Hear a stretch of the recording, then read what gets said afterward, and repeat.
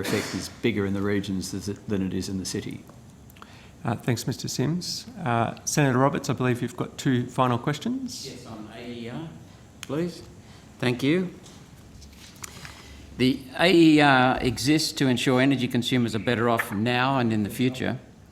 You may be aware that I commissioned Dr. Alan Moran to estimate the costs of subsidies to renewables, and that he estimated these at $6.9 billion in 2018-19. Do you agree with such estimates? And if not, have you made your own? Thanks for the question, Senator. No, we haven't made any assessment of that at this stage. Okay, I'll send you some material and then, because we're going to put other questions on notice after these first two.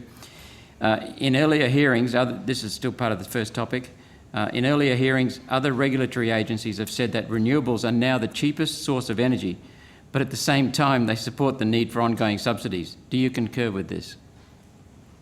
So certainly we would see particularly large-scale wind and solar as being the cheapest forms of new investment in large-scale energy at this point in time. That's correct.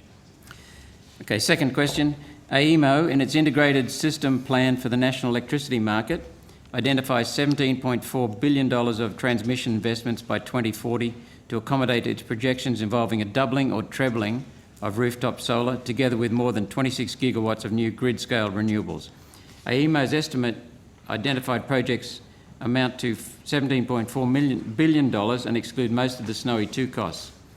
So my question is, in reality, isn't AEMO's projected $17.4 billion in transmission expenditure a further subsidy to wind and solar energy, which is itself only viable as a result of regulatory subsidies and direct support from government in fiscal assistance and contracts?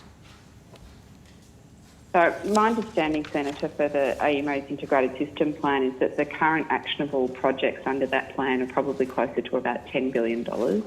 The purpose of that plan is to actually make sure that they optimise consumer benefits as Australia goes through the energy transition. So essentially what AEMO does is it looks at the technological, economic, policy and power system developments and then aims to minimise the costs and the risks of adverse events to build the least cost future power systems.